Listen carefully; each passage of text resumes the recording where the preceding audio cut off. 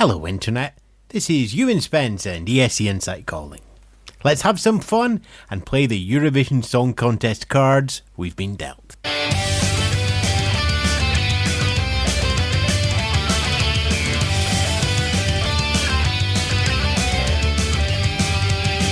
Coming up, we have a gold medal for 2020, the Switch song is back, and Johnny Logan wins something. Again. Yes, good afternoon, good morning, good evening. Welcome to another Insight News podcast. I'm Ewan Spence from the team at escinsight.com. All your comments and everything back at the website. We've got I'd say a packed week.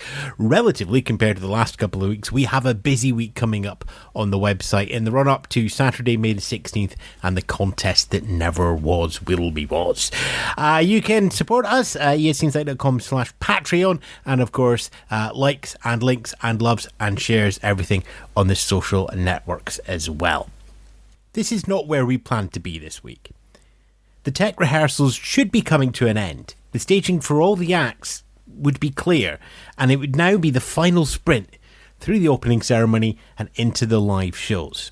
Instead, we have something else. We have the chance to shape tomorrow today. Events all over the world have had to think on their feet and react to circumstances around the coronavirus pandemic.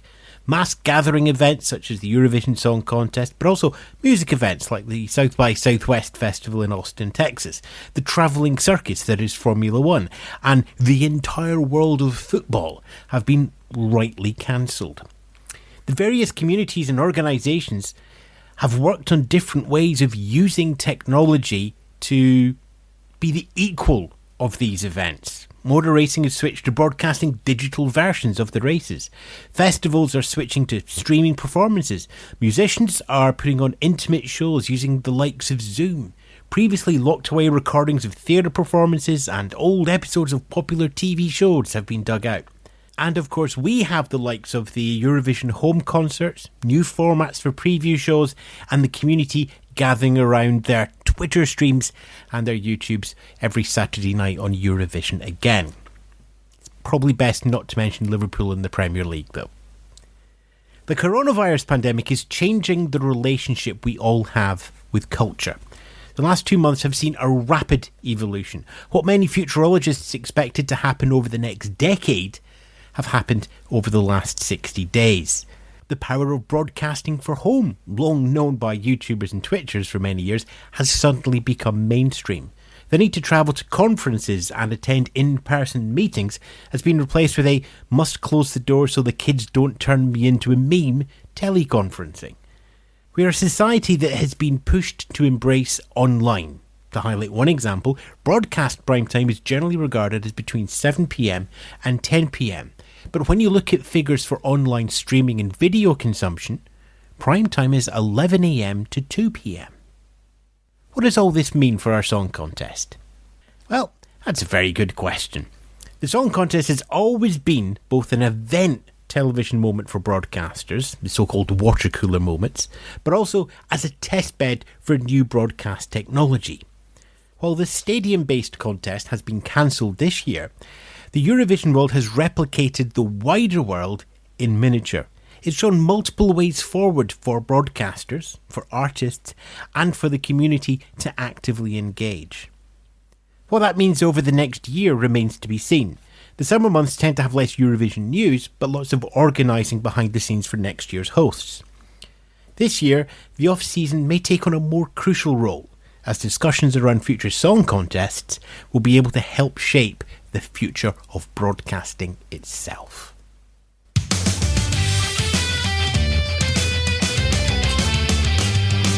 It's also kind of reshaped how we do the podcast. We never had the idea of doing a sort of Andy Rooney 3 minutes at the top of the podcast. We'll have one more of those next week, and then we will see how we get on over the summer months, much like everything that's been experimented with from websites, community and broadcasters over the last 2 months.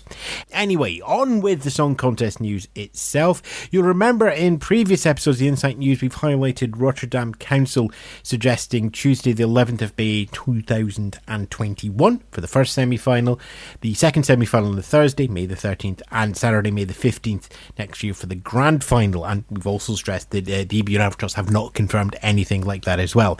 Just worth pointing out that the Dutch government have stated this week that they will not be allowing mass events until a vaccine has been found.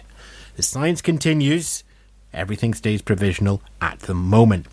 What is confirmed, of course, is the merchandise coming out. It still has 2020 on it. The celebration CD, as opposed to all the songs from the show, that's going to be released on Friday the 15th, just in time for you to get your orders in for the physical CD to put on the shelf. And, of course, it will no doubt be on all the streaming services as well. Meanwhile, the design team Clever Frank, behind the 2020 logo, have won a gold and silver award at the European Design Awards. Gold was for the Integrated Identity Award, i.e. the use of the Eurovision logo in different places, the size of trams, on your press pass and accreditation, on lanyards and badges, on carpets on the floor. And they won a silver medal in the overall logo category for brand logo. So congratulations to the team there, and maybe it'll be the 2021 logo as well. We remain to see. Eurovision calls. The artist interviews from Nikki Tutorials have started showing up on the official YouTube channel as well.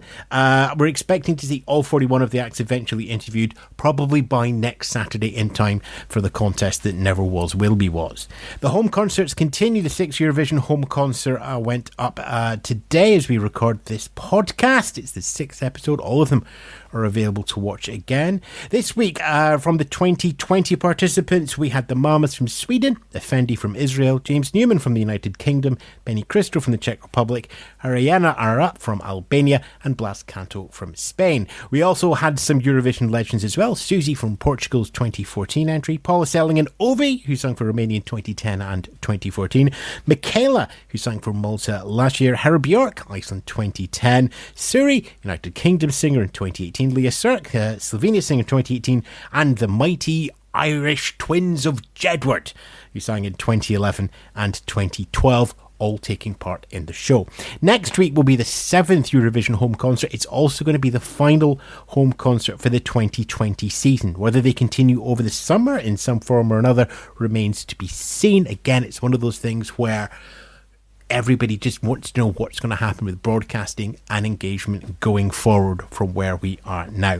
Certainly they've been very well received by the fans, and hopefully they will stay online for us to enjoy over the summer as well. Also coming off for the online team at Eurovision.tv is the Eurovision Song Celebration. They're not semi-finals per se, but they will present the songs of each semi-final on the semi-finals day. So that's Tuesday the 12th and Thursday the 14th for those in semi-final 1 and semi-final 2. On the Tuesday show, you will also have the presentations for the Netherlands, Germany and Italy. And on a Thursday, France, Spain and the United Kingdom. You realise, of course, those are when the Big Five host country would have been voting on the semi-finals. There's also going to be an interval act. The Switch song is coming back with Eurovision songs sung in different genres going to be there on stage. And the recap videos will not be the recaps from the songs themselves. They're going to be Fran recreations of the 2020 entries, and you can submit them at the official website. Basically, expect everything you would see in the normal show except the voting. It's all going to be done online. There's going to be lots of community content in there, and Eurovision.tv is joining a number of other fan sites who've put together their equivalent of the Eurovision Song Contest show. The big show, though, on Saturday night is going to be, of course, Eurovision Europe Shine a Light. It's being broadcast by every one of the broadcasters who had entered this year's Eurovision Song Contest, and being used by many of them as the anchor show to put their own documentaries, features, A to Zs, and final who was your winner that you voted for from, say, the Swedish public, for example. It's going to be a bit bulky if we're going through every single broadcaster's plans for the Saturday night. So what I'll just say is we'll have a link back in our podcast page at esinsight.com, which will take you to the Eurovision.tv website, which has a list of all the broadcast events. Hopefully all of those events are also going to be available online on demand, with hopefully not a geo-block, so we can, next week watch what Albania gets up to, or watch the Swedish shows, and so on and so on. In terms of contents of Europe Shine a Light, we do have a number of more details. We have guest appearances confirmed from Michael Schultz from Germany's 2018 entry, who will be duetting with Ilse de Lange, who was in the Common Linnets in 2014. They're going to be singing Ambition Freedom, Germany's winning song from 1982. Gail Atari will be performing Hallelujah, her winning song from 1979 for Israel, backed up by a choir of singers who have all taken part in the Junior Eurovision Song Contest. Former winners Maria Serovic, Ellen Nicky and Manselmo are going to be appearing as well, and Netta from Israel's winning song in 2018 gets the I'll Promote My New Single slot in the show. Check your local listings for details.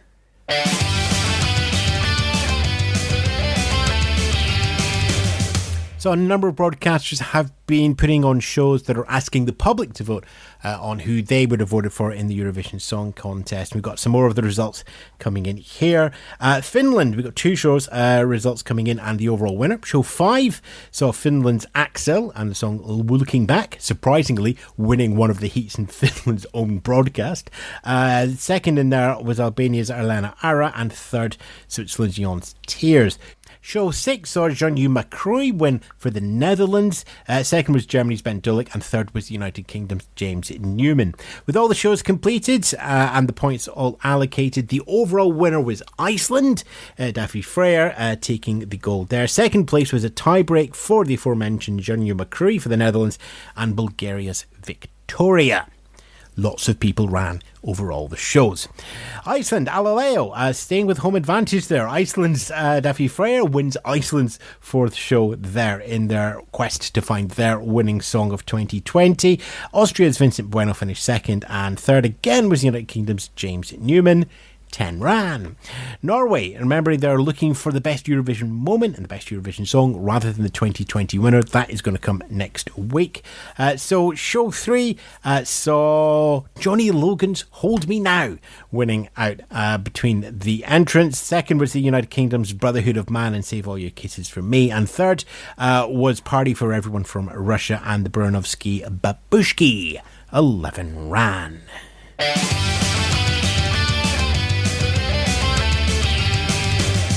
A little bit of country news as well. As I said, we're not going to go through all the broadcast plans here, but we'll pick up on a couple of them, starting with Germany.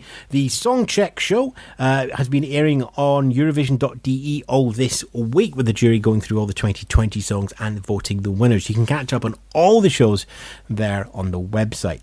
Latvia, we're expecting an announcement in the next 7 days on Latvia's plans for 2021 and if they're going to go with an internal selection or they're going to look for a national final again. Samata Tina did win through the national final this year after nearly 10 years of trying, and she said that she wouldn't enter another national final, but she would be open to being an internal selection. It's worth noting that in the Latvian broadcaster's statement, they did note that an internal selection would save a lot of cash, and that Tina herself is taking part in a 40-minute interview as part of the Latvian build-up to Shine a Light and the contest that never was, will be was. Make of that what you will. Just a little note over from San Marino, and Senate's cover of Insemnian 1992 has been released. That's Toto Cuttungo's song, which was the last time Italy won the Eurovision Song Contest 30 years ago.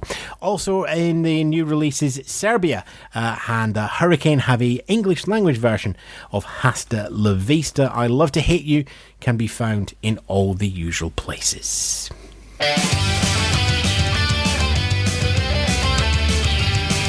So yes, it's going to be slightly busier next week than the last couple of weeks in the run-up to various shows, celebrations, documentaries, voting in countries, and all the major broadcasters getting involved in the Eurovision week.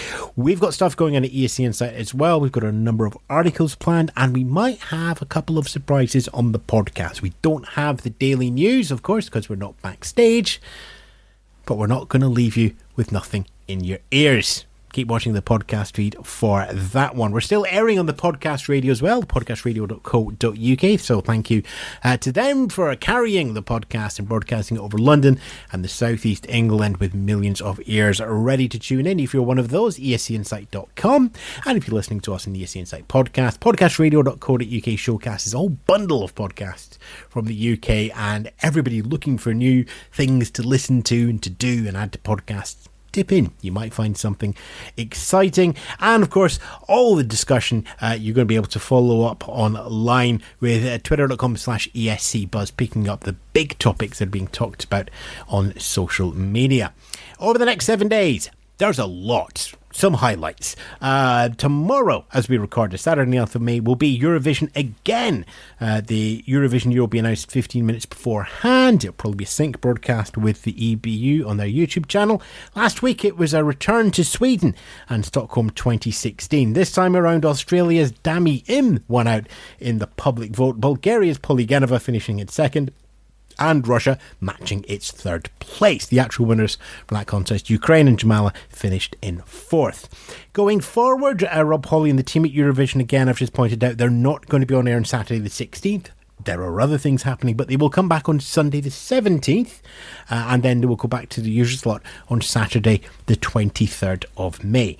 And also, Rob Hawley has started a Eurovision Again podcast with interviews with current and former Eurovision stars. You'll find that on iTunes and Spotify.